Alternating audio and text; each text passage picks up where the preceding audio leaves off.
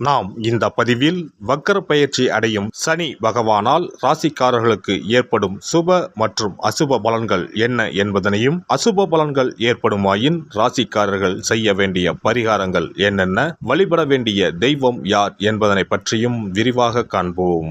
உங்கள் வாழ்வில் வளமும் நலமும் செல்வ செழிப்பும் பெற்று வாழ்வில் உயரிய நிலையை அடைய எல்லாம் வல்ல இறைவனை வேண்டி விரும்பி கேட்டுக்கொள்கிறேன். வாழ்க்கையில் கஷ்டங்களை மட்டுமே சந்தித்த சில ராசிக்காரர்களின் வாழ்க்கையில் புது மலர்ச்சியை தரப்போகிறார் சனி பகவான். இந்த பெயர்ச்சியின் போது சில ராசிக்காரர்களை வாழ்க்கையின் உச்சத்திற்கு கொண்டு செல்ல போகிறார். ஒருவர் செய்த கர்ம வினைகளுக்கு ஏற்ப பலாபலன்களை கொடுப்பவர் சனி பகவான். சனி பகவான் மனது வைத்தால் போதும், குப்பையில் இருப்பவர்கள் கூட கோபுரத்திற்கு செல்வார்கள். மன்னராக இருப்பவர்கள் கூட முடி துறந்து நாடு இழந்து நலன் போல அலைய வேண்டியதுதான். சிவனாக இருந்தாலும் யமனாக இருந்தாலும் சனியின் தண்டனையில் இருந்து தப்ப முடியாது. எல்லோருக்கும் ஒரே தீர்ப்புதான். அரசனை ஆண்டியாகவும் ஆண்டியை அரசனாகவும் மாற்றுவார். சனி பகவான் எல்லோருக்கும் கெடுதல் செய்ய மாட்டார். அவரவர் கர்ம வினைகளுக்கு ஏற்ப பலன்களை கொடுப்பவர். சனி பெயர்ச்சியால் யாருக்கெல்லாம் பாதிப்பாக இருந்ததோ அவர்களுக்கு சில நன்மைகள் நடைபெறப் போகிறது. சனி பெயர்ச்சியால் யாருக்கெல்லாம் சாதகமாக இருந்ததோ அவர்களுக்கு சில பாதிப்புகள் உண்டாகலாம். வருகிற ஜூன் மாதம் 30ஆம் தேதி சனி பகவான் கும்பராசியில் வக்கர பயிற்சி அடையப் போகிறார். அதாவது எதிர் திசையில் நகரப் போகிறார். இந்த நிகழ்வானது ஜூன் மாதம் 30ஆம் தேதி இரவு 12:35 சனியின் சொந்த ராசியான கும்பராசியில் நடக்கப் போகிறது.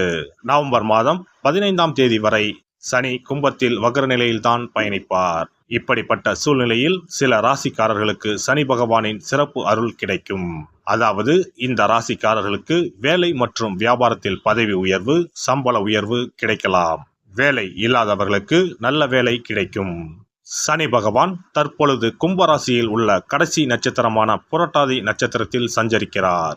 அதன் பின்னர் நவம்பர் 15ஆம் தேதி மீண்டும் நேராக பயணிக்க உள்ளார்.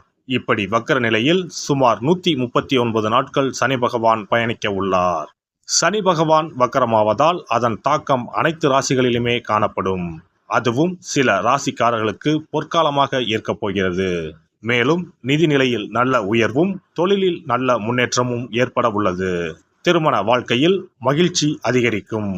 இனி உங்கள் ராசிக்கான பலன்கள் என்ன என்பதனை பற்றி காண்போம். விருச்சிக ராசி அன்பர்களே, கொடுக்கல் வாங்கலில் இருந்த பிரச்சனைகள் தீரும் காலமாக இந்த சனி வக்கர சஞ்சார காலகட்டம் அமைகிறது. பொருளாதாரம் மேம்படும். இழுபறியாக இருந்த விசா பிரச்சனை முடிவுக்கு வந்து வெளிநாடு செல்லும் யோகம் வாய்க்கும். தடைப்பட்டு வந்த விஷயங்கள் முடிவுக்கு வரும். மனதில் தைரியம் குடிகொள்ளும். குடும்பத்தில் அமைதி திரும்பும். கணவன் மனைவிக்கு இடையே இருந்த கருத்து மோதல்கள் விலகி அந்யோன்யம் அதிகரிக்கும்.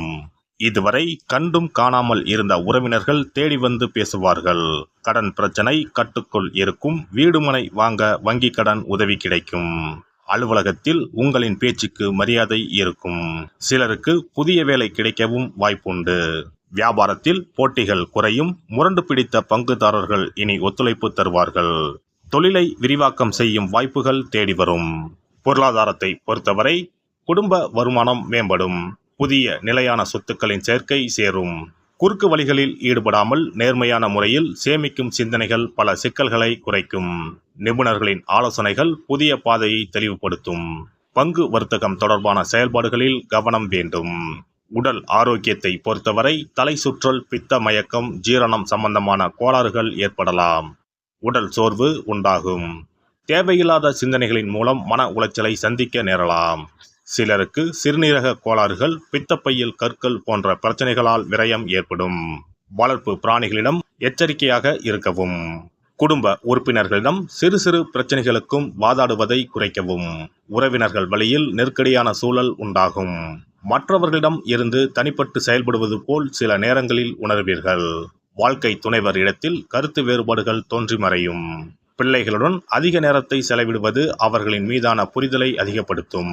பெண்களை பொறுத்தவரை பெற்றோர் வழியில் நிலவி வந்த வருத்தங்கள் நீங்கி குடும்பத்தில் மகிழ்ச்சியான சூழ்நிலை உண்டாகும். உங்களின் தனித்தன்மையை வெளிப்படுத்துவீர்கள்.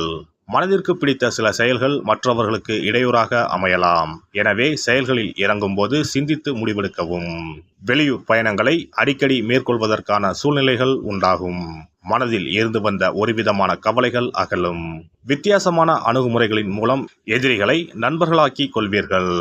மாணவர்களை பொறுத்தவரை கல்வியில் இருந்து வந்த ஆர்வமின்மை குறையும். மறதி தொடர்பான சில இன்னல்கள் அவ்வப்போது ஏற்பட்டு நீங்கும். நண்பர்களின் மூலம் அலைச்சலும் விரயமும் உண்டாகும். விளையாட்டுப் போட்டிகளில் ஆர்வத்துடன் கலந்து கொள்வீர்கள்.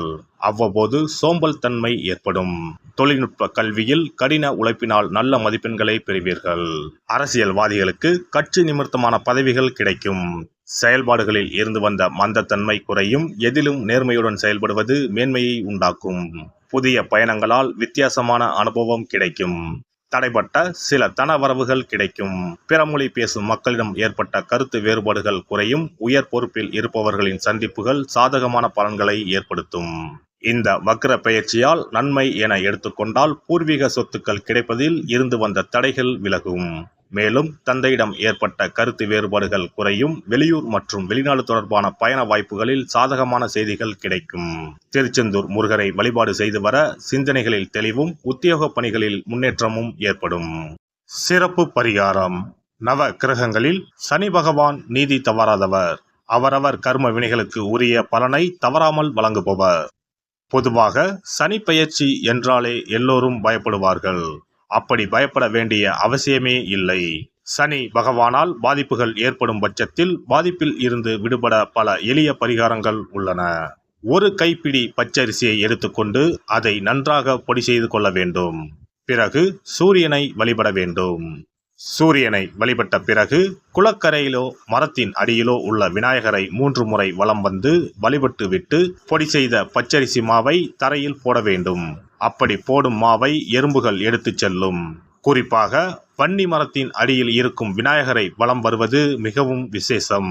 இந்த பரிகாரத்தை எப்போதுமே தொடர்ந்து செய்வது மிகவும் நல்லது. ஒருவருக்கு சனி தசை வந்துவிட்டால் அவருக்கு சந்தேக புத்தி வந்துவிடுகிறது.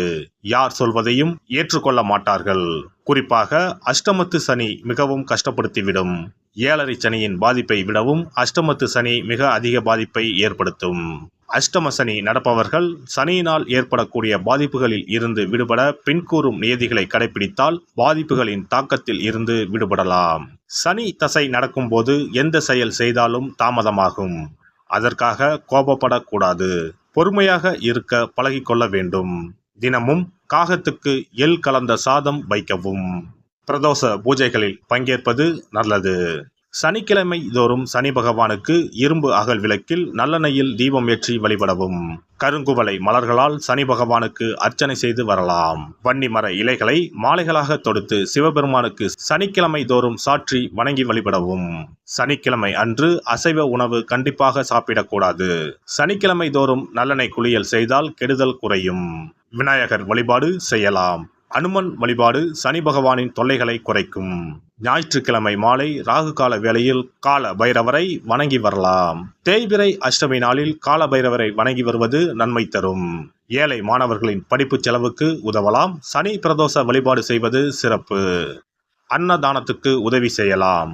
சித்தர்களின் பீடங்கள் ஜீவ சமாதி பீடங்களுக்கு சென்று வணங்கி வழிபடலாம். வன்னி மரத்தை சுற்றி வந்து வணங்க வேண்டும். இதனால் சனி பகவானின் கொடுமையான பாதிப்புகள் விலகிவிடும். பிரதோஷ காலத்தில் சிவபெருமானுக்கு வில்வ இலை கொடுத்து வணங்க வேண்டும். தினமும் ராமநாமம் ஜபித்து வந்தால் சனி பகவானின் தொல்லையிலிருந்து தப்பிக்கலாம். கால்கள் இல்லாமல் நடக்க இயலாதவர்களுக்கு இயன்ற உதவியை செய்யலாம். இந்த வழிமுறைகளை முறையாக கடைபிடித்து சனியினால் ஏற்படக்கூடிய பாதிப்புகளின் தாக்கத்தில் இருந்து விடுபடலாம்.